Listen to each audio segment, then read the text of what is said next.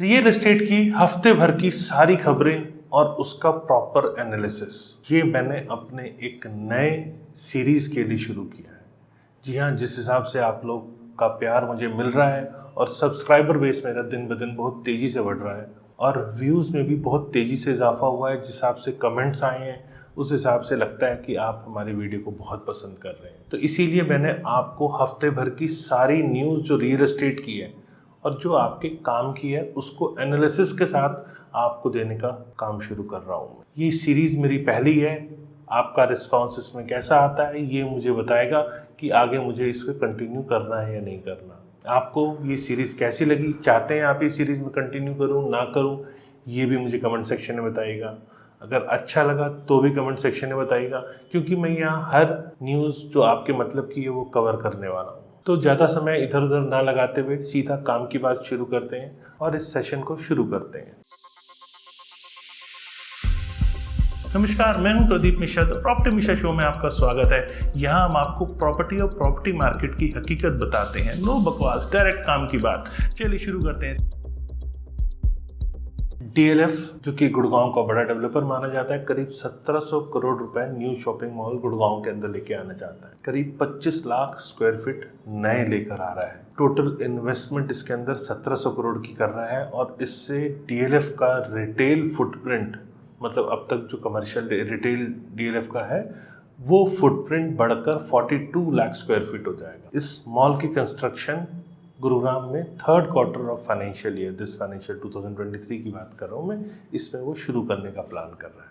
अब ये न्यूज़ हमारे मतलब की क्या है? न्यूज़ में ये है कि ये पॉजिटिव मोमेंटम है रियल एस्टेट इंडस्ट्री के अंदर, जिसमें गुरुग्राम काफ़ी आगे निकल चुका है। और कमर्शियल एरिया डेवलपमेंट जब होती है, चूँकि DLF एक वर्ल्ड क्लास इंफ्रास्ट्रक्चर के हिसाब से बनाता है, तो यहाँ पॉपुलेशन के पास चॉइस ऑफ मॉल्स बढ़ते हैं। मतलब अपने आप में क्वालिटी तो देता ही है, लेकिन चॉइस ऑफ मॉल्स के options, buying options, market competition, ये सब चीज़ें बढ़ती हैं।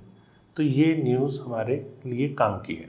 अगली न्यूज़, गुरुग्राम में सेम टाइम की हम बात करें तो पिछले 1 सालों में 14.9% की प्रॉपर्टी प्राइजेस बढ़े हैं। ये अपने आप में ईयर टू ईयर ग्रोथ के हिसाब से जैसे 14.9% है, ये बहुत अच्छे नंबर्स हैं। एवरेज प्रॉपर्टी प्राइस गुरुग्राम के अंदर 7,400 से 7,550 रुपीज़ पर स्क्वायर फीट Q3 2023 का है।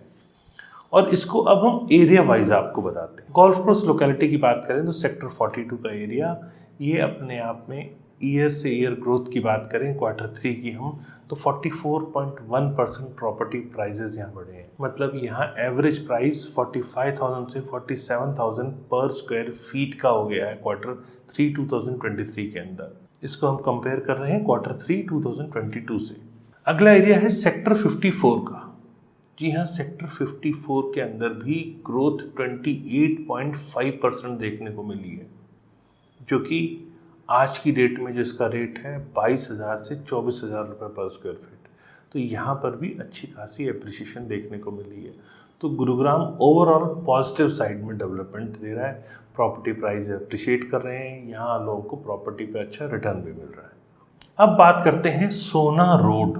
जी हाँ, गुरुग्राम में सोना रोड भी अपने आप में एक प्रोमिनेंट लोकेशन है और यहाँ प्रॉपर्टी एप्रिसिएशन Q3 2023 की बात करें तो यहाँ एवरेज प्राइस इस टाइम 7,300 से 7,500 रुपीज़ पर स्क्वायर फीट है। ये एक सब्सटेंशियल ग्रोथ, मतलब यहाँ 22.2 की सब्सटेंशियल ग्रोथ देखने को मिली है।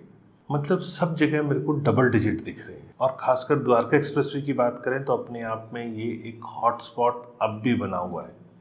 यहाँ ग्रोथ 36.6% की आई है और प्रॉपर्टी प्राइजेस यहाँ पर 8,500 से 10,000 रुपीज़ पर स्क्वायर फीट के बीच में चल रहे हैं। मतलब Q3 2023 की बात कर रहा हूँ और ये एवरेज प्राइजेस की बात कर रहा हूँ। वहीं पर सेक्टर 67, इसने एक्स्ट्रा ऑर्डिनरी रिटर्न दिया है।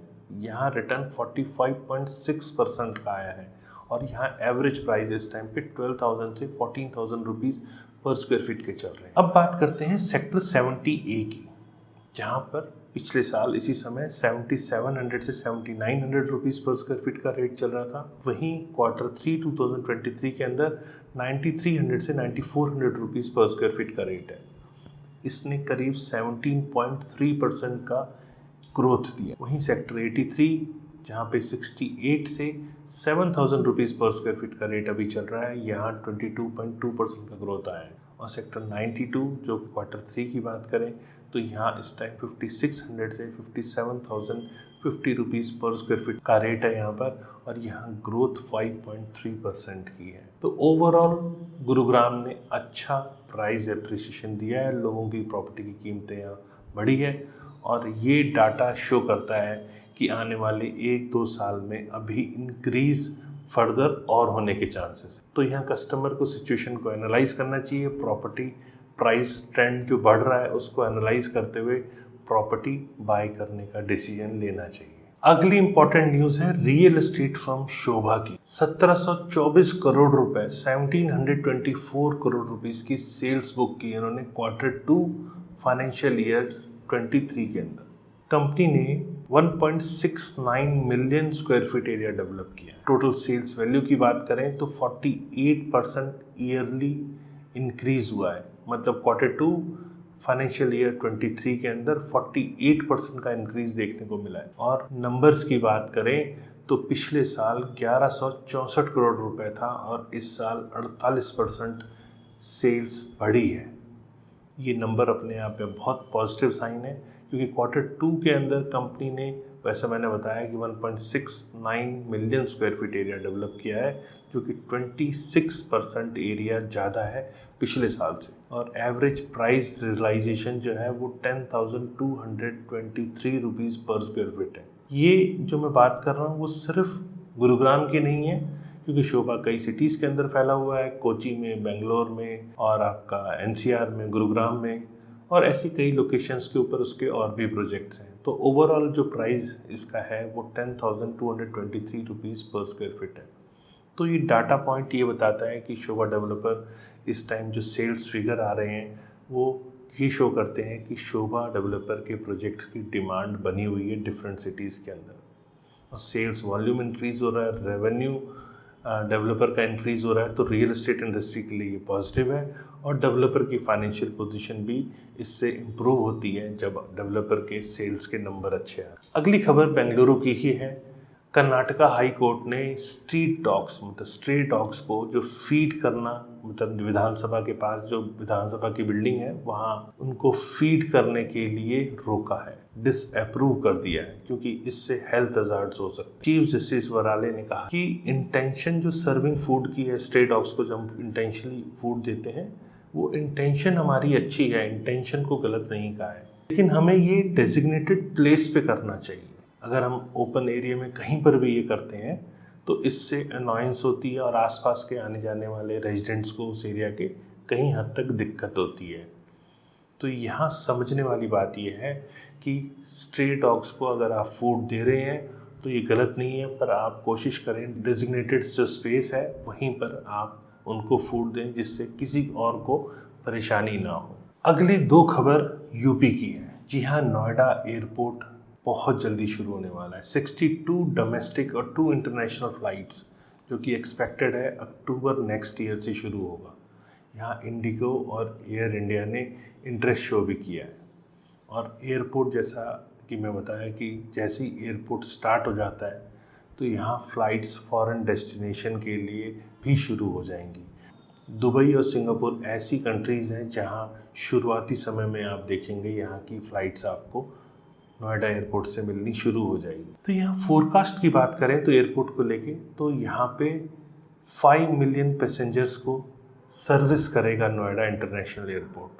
तो इस न्यूज़ का एनालिसिस हमारा ये है कि यहाँ नोएडा, ग्रेटर नोएडा में डेवलपमेंट दिख रही है और पॉपुलेशन के पास अब ऑप्शन है कि बाय करें, इन्वेस्ट करें, और ऐसे पोटेंशियल एरिया में जहाँ रैपिड ग्रोथ है और आने वाले टाइम में और डेवलपमेंट होने के चांसेस हैं, उन एरियाज़ में इन्वेस्ट कर सकते हैं। अब अगली खबर यूपी की ही है। यूपी जो कि अब माना जा रहा है कि IT हब नोएडा बनने जा रहा है। यमुना एक्सप्रेसवे अपने आप में एक चैलेंज दे रहा है गुरुग्राम और बेंगलुरु जैसे टेक एरियाज़ को, मतलब जो अब तक बेंगलुरु टेक सुपरमेसी कहा जाता था जिसके लिए, और गुरुग्राम भी उसी तर्ज के ऊपर था। लेकिन अब नोएडा आने वाले समय में उसकी पोजीशनिंग लेने के फिराक में है। जी हाँ, रीजन के अंदर अब अंडर कंस्ट्रक्शन जैसे नोएडा एयरपोर्ट है इस टाइम उत्तर प्रदेश के अंदर, इससे बहुत सारी इन्वेस्टमेंट अट्रैक्ट हो रही है। लीडिंग कंपनीज जिसमें टेलीकॉम इक्विपमेंट जायंट्स और डाटा सेंटर्स जैसी जो सेटअप्स हैं वो यहाँ पर अब होने के चांसेस है, क्योंकि ऐसे लोग यहाँ इन्वेस्टमेंट के लिए अट्रैक्ट हो रहे हैं। तो आने वाले टाइम में ये बड़ा एरिया डेवलप हो सकता है। तो यहाँ एक टेक हब बनने का पोटेंशियल अभी है इन सिटीज़ में, और अगर ये ट्रेंड चलता रहा तो गुरुग्राम और बेंगलुरु जैसी हाई टेक सिटीज़ को ये एरिया पीछे छोड़ सकता है, क्योंकि यहाँ जॉब अपॉर्चुनिटीज़ ज़्यादा आ सकती हैं। कंपनीज जैसे कि HCL, टेक महिंद्रा, माइक्रोसॉफ्ट, इन लोगों ने ऑलरेडी यहाँ अपने ऑपरेशन सेटअप कर लिए हैं और आसपास के एरिया में एक्सपेंशन शुरू कर दिया है। तो फ्यूचर में ऐसी कंपनीज वहाँ और आती हैं। तो अभी लास्ट टाइम ऐसा आपने देखा होगा कि इन्वेस्टर मीट हुआ था, तो यहाँ पे बहुत सारे ऑर्गेनाइजेशंस ने यहाँ इंटरेस्ट दिखाया था। तो नोएडा यमुना एक्सप्रेसवे का एरिया आने वाले टाइम में बड़ा डेस्टिनेशन बन सकता है। इन्वेस्टमेंट पॉइंट ऑफ व्यू से भी अच्छा रिटर्न दे सकता है, और अगर आप बड़ी ऑर्गेनाइजेशन है तो आपको अच्छा स्पेस रिजनेबल रेट के ऊपर भी मिल सकता है। तीसरी खबर भी यूपी की है। जी हाँ, यूपी रेगुलेटर ने मतलब रेरा ने डेवलपर्स को करेक्ट फ़ोन नंबर और एड्रेस देने के लिए कहा है। न्यू डायरेक्शंस के हिसाब से प्रमोटर्स को जो name, designation, mobile number, email ID, office address, residential address, correspondence address, ये सब अथॉरिटी के अंदर नोटेड होना चाहिए। प्रमोटर ये इंश्योर करे कि अरेंजमेंट ऑफ रिसीव कॉल्स ज़रूर हो, मतलब प्रॉपर एप्रोप्रिएट कॉल्स को आंसर किया जाए जो नंबर डिटेल दी गई हुई रेरा के अंदर। यहाँ रियल एस्टेट रेगुलेटर ने ये भी डायरेक्ट किया कि जो कॉन्टैक्ट डिटेल है पर्सन की, ऑथराइज पर्सन की, जो प्रमोटर द्वारा ऑथराइज हो और कॉरेस्पॉन्डेंस अथॉरिटी उससे कर पाए। तो ये अपने आप में यूपी रेरा द्वारा एक अच्छा कदम है, जिसमें एडिशनल एडवांटेज ये कस्टमर को मिलेगा कि डायरेक्ट कनेक्टिविटी और डिसीजन मेकर जो है प्रमोटर्स हैं या उनके रिप्रेजेंटेटिव्स हैं, जहां उनके ग्रेवियांसेस एड्रेस हो सके वहां तक वो इजीली पहुंच पाएंगे।